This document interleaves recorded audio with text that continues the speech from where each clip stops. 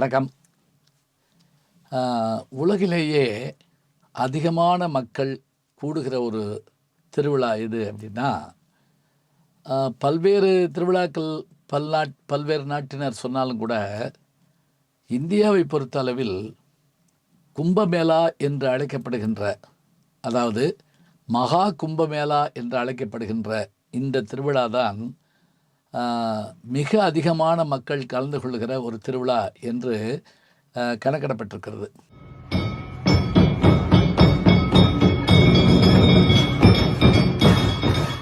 அதாவது 12 ஆண்டுகளுக்கு ஒரு முறை நிகழக்கூடிய மகா கும்பமேளா இந்த நிகழ்வு இப்போ தொடங்கியிருக்கு.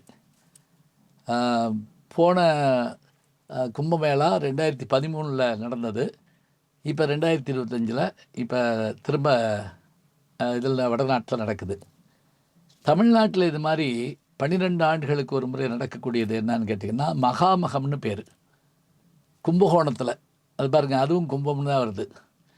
கும்பகோணத்தில் 12 ஆண்டுகளுக்கு ஒரு முறை நடக்கிறது. அது 2016 நடந்திருக்கு. 2028 திரும்ப நடக்க போகுது. இது ரெண்டுக்குமே ஏறத்தாழ ஒரே கதை மாதிரி தான் இருக்கும். இப்போ இந்த மகா கும்பமேளா 2025 ஆண்டு ஜனவரி மாதம் 13ஆம் தேதி, அதாவது பொங்கலுக்கு முதல் நாள் தொடங்கிருச்சு. போகி அன்னைக்குன்னு வச்சுங்களேன், தொடங்கிருச்சு. இதுக்கான வேலைகள் ஏறத்தாழ ஒரு ஆண்டாக செஞ்சுக்கிட்டே இருந்தாங்க. உத்தரப்பிரதேசனுடைய முதல்வராகிய யோகி ஆதித்யநாத் அவர்கள், இந்தியாவினுடைய பிரதமர் திருமிகு மோடி அவர்களுடைய அந்த ஆலோசனைப்படி இது அவ்வளோ அருமையாக சிறப்பாக செஞ்சுருக்கிறாங்க. ஏன் அப்படின்னு கேட்டால், ஒரு 5 லட்சம் பேர் 10 லட்சம் பேர் வந்தாலே அந்த இடத்துக்கு எவ்வளவு ஏற்பாடுகள் செய்யணும், பாதுகாப்பு ஏற்பாடு, உணவு, தங்குறது எல்லாம் ஏற்பாடு பண்ணணும். இதில் 3.5 கோடி பேர் கலந்துக்கிறாங்களாம். 3.5 கோடி பேர் கலந்துக்கிறக்கூடிய ஒரு மிக பிரம்மாண்டமான நிகழ்ச்சி தான் இந்த மகா கும்பமேளா.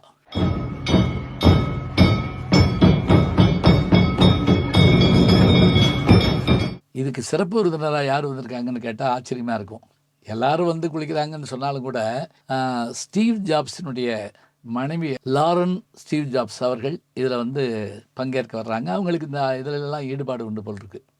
ஒரு ஆச்சரியமான செய்தி என்ன அப்படின்னா, ஆப்பிள் நிறுவனத்தினுடைய உரிமையாளர்கள் ஒருவராகிய ஸ்டீவ் ஜாப்ஸ் அவர்கள் இந்தியாவில் சில ஆண்டுகள் ராமகிருஷ்ணா மிஷன் அந்த மடத்துக்கு போவாராம், அந்த உணவு சாப்பிடுவாராம். அதை பற்றி தன்னுடைய வாழ்க்கை வரலாறுல சொல்லியிருக்காரு. அவருடைய நினைவாக கூட இவங்க வந்திருக்கலாம். சரி, இருக்கட்டும். இப்போ இந்த கும்பமேளா இந்தியாவில் நடக்குது. சரி, எங்கே நடக்குது அப்படின்னு கேட்டிங்கன்னா, வடநாட்டில் 4 இடங்கள் முக்கியமாக குறிப்பாக சொல்கிறாங்க. என்ன அப்படின்னு பார்த்தா, அதாவது 3 நதிகள் சங்கமிக்கிற இடம். கங்கை, யமுனை, கண்ணுக்கு தெரியாத சரஸ்வதி. பூமிக்கடியில் ஓடுதுன்னு ஒரு நம்பிக்கை இருக்குது. கங்கை, யமுனை, சரஸ்வதி, இந்த 3 நதிகளும் சங்கமிக்கிற இடத்துக்கு பேர் தான் திரிவேணி சங்கமம். இந்த திரிவேணி 3 நதிகள் சங்கமிக்கிற இடத்துல தான் எல்லோரும் நீராடுவாங்க. அது அமாவாசையில் நீராடுறதுங்கிறது நம்முடைய ஒரு வழக்கம். இந்து மதத்தில் இந்த பௌர்ணமி அமாவாசை நாட்களில் கடல்லையும் விண்ணிலையும் மாற்றம் ஏற்படும். அந்த நேரங்களில் நாம் போய் நீராடணும்னு ஒரு நம்பிக்கை வச்சுருக்கிறாங்க. எந்தெந்த இடத்துல இது நடக்குது அப்படின்னா, ஹரித்வார்லேயும் நாசிக்லேயும், உஜ்ஜயினி என்று சொல்லக்கூடிய, நம்ம உச்சி மகாலிப்பட்டினம்னு சொல்லுவோம், நம்ம உஜ்ஜயினி விக்ரமாதித்தன் ஆண்ட ஊர், அந்த ஊர் தான் அப்படிம்பாங்க. இந்த நதிக்கரை படுகைகள்லாம் இது நடக்கத்தான் செய்யும். இதுக்கு தான் இந்த 3.5 கோடி பேர் நீராடுறாங்க. இதுக்கான புராண கதை என்ன? 12 வருஷம்னு ஏன் ஒரு கணக்கு வச்சுருக்காங்க அப்படின்னா, புராணத்தினுடைய முக்கியமான ஒரு இது என்ன அப்படின்னா, மனிதர்களுக்கு எப்போது நிலையாக இருக்கணும்னு ஒரு எண்ணம் இருக்கும். அதுக்கு என்ன வேணும் அப்படின்னா, சாகாவரம் அப்படிம்போம். இந்த சாகாவரத்திற்கு அமிழ்தம் உண்டால் மனிதர்கள் இறக்க மாட்டார்கள் அப்படின்னு ஒரு நம்பிக்கை உண்டு. இந்த அமிழ்தம் எங்கே இருக்குது? திருப்பார்கடலை கடைந்தால் உள்ளே அமிழ்தம் இருக்கும் என்ற ஒரு நம்பிக்கையோடு ஒருபுறம் தேவர்களும் ஒருபுறம் அசுரர்களும் சேர்ந்து மந்தாரகிரி என்கின்ற மலையை மத்தாக வைத்து வாசுகி என்கின்ற பாம்பு, இன்றைக்கி சொல்கிறதா இருந்தால் அனகோண்டா சைஸில் இருக்கும் அந்த பாம்பு. அதை கயராக வைத்து அந்த கடலை கடையிறாங்க. அப்போ அந்த ஒரு தூண் மாதிரி இருக்கக்கூடிய இப்போ தயிர் கடையிறப்ப மத்து இருக்கும் இல்லையா, இந்த மந்தாரகிரி மலை நகண்டுக்கிட்டே இருக்குது.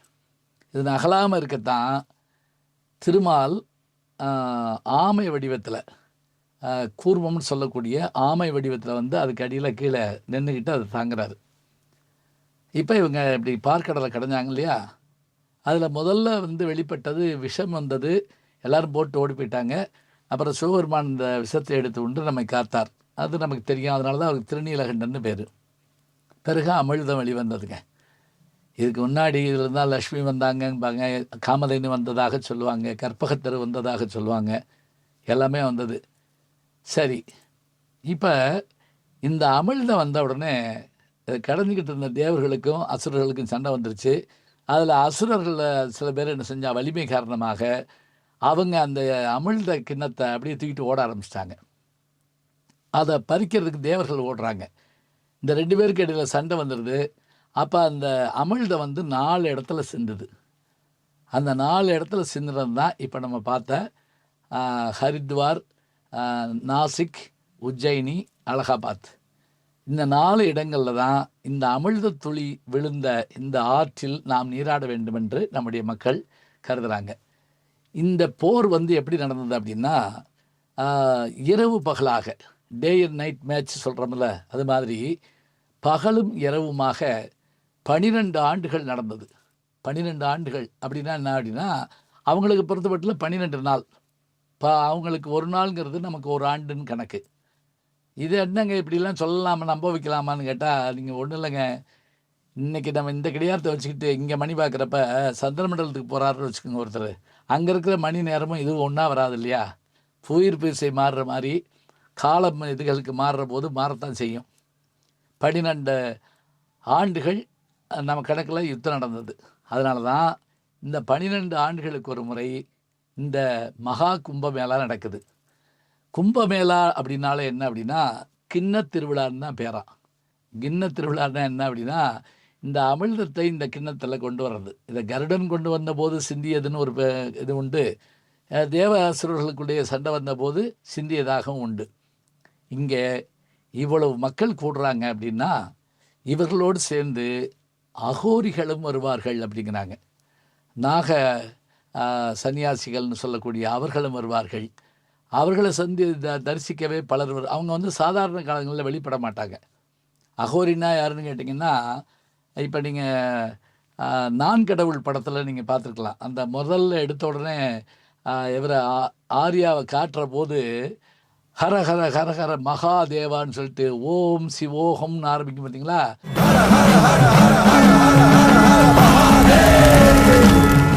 அதை இது பண்ணுற போது அந்த பாட்டு அப்போ அவர் நடந்து வர்றது அவரே ஒரு அகோரி மாதிரி காட்டுவாங்க.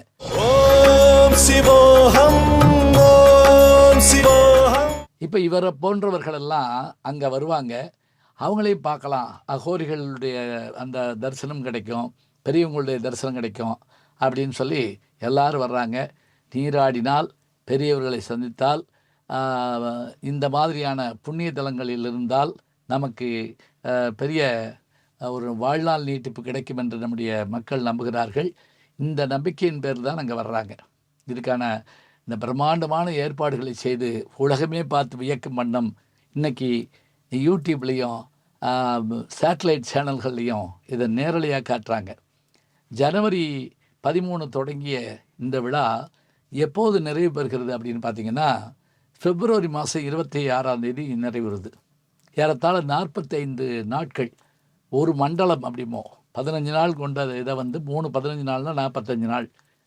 இந்த ஒரு மண்டலம் நடைபெறுகின்ற இதில் இந்த நாளில் எப்போ வேணாலும் போய் நீராடலாம். குறிப்பாக அமாவாசையில் நீராடுவது சிறப்பு. அதுவும் மகா சிவராத்திரியை ஒட்டி வருகின்ற அந்த அமாவாசை இன்னும் சிறப்பானதாக அமையும்னு நினைக்கிறாங்க. நதி நீராடுதல் என்பது காலங்காலமாக மனிதர்களுடைய வழக்கம். ஏனென்றால் வேட்டையாடிகளாக இருந்த மனிதர்கள், பிறகு கால்நடை மேய்த்து கொண்டிருந்த மனிதர்கள், பிறகு ஆற்றங்கரை நாகரிகத்துக்கு வந்துதான் தங்களுடைய வாழ்க்கையை நாகரிகத்தை தொடங்குகிறார்கள். அப்படி ஆற்றங்கரையோரத்தில் இருக்கின்ற அத்தனை செய்திகளுக்கும் பெருமை உண்டு. ஆற்றங்கரை நாகரிகம் எப்போதும் ஒரு சிறப்பை கொடுக்கும். மகா கும்பமேளா கலந்து கொள்ள முடியுமானால் கலந்து கொள்ளலாம், அல்லது கண்களிலே பார்த்து மகிழலாம். பார்த்து மகிழ்வதற்கும் கேட்டு ரசிப்பதற்குமான ஒரு பெரிய வரலாறாக இந்த விழா நடைபெறுகிறது. இன்னும் 12 ஆண்டுகள் கழித்து அடுத்த கும்பமேளா வருகிற போது நம்முடைய வாழ்க்கையிலே எத்தனையோ மாற்றங்கள் வந்திருக்கும். அந்த மாற்றங்களை எல்லாம் நாம் எதிர்கொள்ள வேண்டும் என்று சொல்லி இந்த மகா கும்பமேளாவுக்கு அனைவரும் கண்டும் கேட்டும் சென்றும் ரசித்து மகிழுங்கள். புண்ணியத்தை பெற்றுக்கொள்ளுங்கள். நல்ல செய்திகளை நாளும் சிந்திப்போம். நாளை சந்திப்போம்.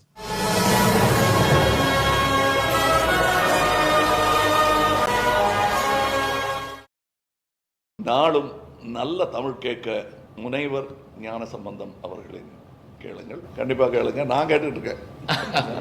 நம்முடைய யூடியூப் சேனலில் சேர்ந்து Instagram, Facebook, Twitter, blog, WhatsApp channel என்று அத்தனையிலும் நான் முன்தொடர்ந்து செல்கிறேன். நீங்கள்